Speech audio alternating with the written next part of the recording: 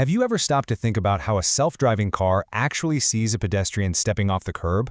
Or how movie special effects can so seamlessly track an actor's face? It all boils down to one of the most fundamental and frankly coolest challenges in computer science, teaching a machine to see and understand motion. So, how on earth do they do it? Well, let's dive in, because the way computers crack this puzzle is both incredibly clever and, you might be surprised, based on a really simple idea. All right, let's start with a quick test. Just look at this line moving behind the circle. Which way is it really going? Is it moving down? Down and to the right? It seems pretty simple, but what you're seeing is actually a very powerful illusion. So that little trick has a name. It's called the aperture problem, and it gets at a fundamental paradox of perception. The thing is, when you're looking at the world through a tiny window or an aperture, what you think you see can be completely misleading. Think about it like this. Imagine you're peeking through a keyhole at a big, long, striped pole moving past. You can definitely tell if the pole is moving up or down, right? But you have absolutely no clue if it's also moving from side to side. Your brain, and a computer's camera, can only confidently detect the motion that's perpendicular, or at a right angle, to the edge it sees. Any other movement is basically just a wild guess. So, the bottom line is, the true direction of movement is ambiguous. And this isn't just some fun party trick. It's a core challenge for any system, human or artificial, that tries to make sense of the visual world. Before a computer can even dream of navigating a street or understanding a video, it has to solve this exact problem. And believe me, solving it is absolutely critical. Because motion isn't just about things changing place. It is one of the richest, most jam-packed sources of information we have about the world around us. I mean, think about all the clues motion gives us. It doesn't just tell a computer that something is moving, but how. It shows how objects are behaving, how we ourselves are moving through a scene, and it even gives us hints about the 3D shape of things. Like how closer objects seem to whiz by faster than things in the distance. All of that data lets machines start to predict what might happen next. And our brains are absolute masters at this. We can see a handful of moving dots, and boom, we instantly see a person walking. A computer has to learn to do the same thing, to look at this seemingly chaotic mess of shifting pixels and see something coherent, like a car turning a corner. The big question is, how? Well, the secret lies in a very simple clue that's been hiding in the pixels themselves this whole time. It's one key idea that unlocks the entire process, letting a computer turn a bunch of static pictures into a dynamic, understandable scene. The whole technique is called optical flow. Now, it's important to know this isn't the actual real-world motion of objects in 3D space. It's the computer's best guess. It's an interpretation of how all the little brightness patterns are shifting across the 2D image from one frame to the next. It's an approximation, for sure, but a really powerful one.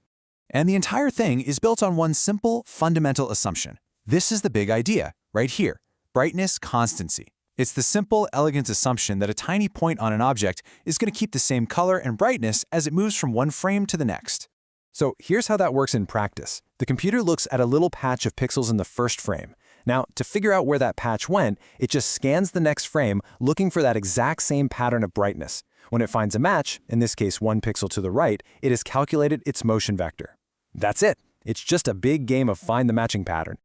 Okay, so now that we're armed with this brightness clue, let's go all the way back to our original mystery, that tricky aperture problem. How does this simple idea help a computer avoid the illusion and see what's really going on? Well, if the computer is only looking at a tiny piece of a smooth, uniform edge, that brightness assumption doesn't help much, does it? One patch of that boring edge looks exactly like the next. There's no unique pattern to track. And so we're right back where we started, stuck in that state of ambiguity.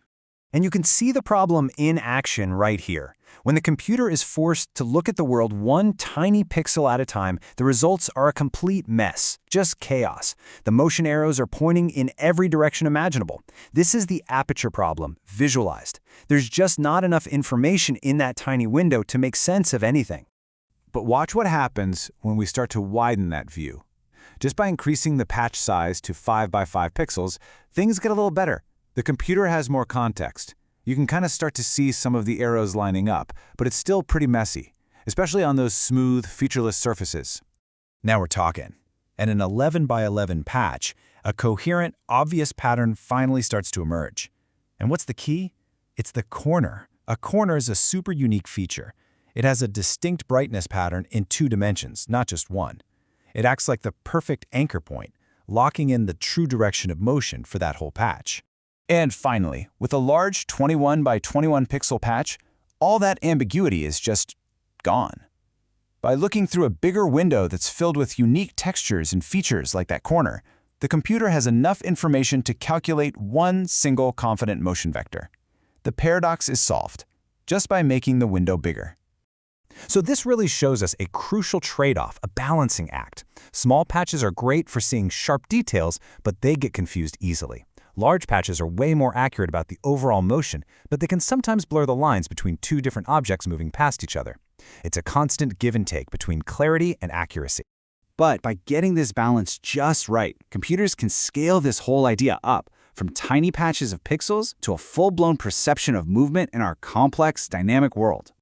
So this is what the computer actually sees after doing all those millions of calculations. It's a dense field of motion vectors, all those little arrows showing where each tiny part of this rotating Rubik's Cube has moved.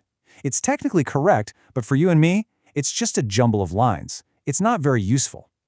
So this is the final crucial step, translating that raw data into a map that we can actually understand. Here, color represents direction. So maybe red means moving right, and green means moving up. And suddenly, boom, the motion becomes totally obvious. This is the kind of meaningful output that powers everything from self-driving cars to the software you use to edit videos.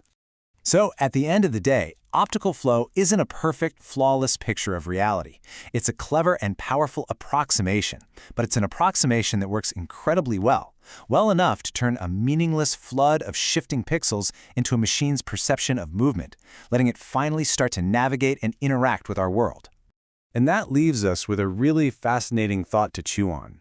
Our own perception of motion is amazing, but it has limits. As computers get better and better at this, tracking every single pixel with perfect precision, what will they start to see? What subtle patterns about how our world works will suddenly become visible to them that our own eyes have been missing all along?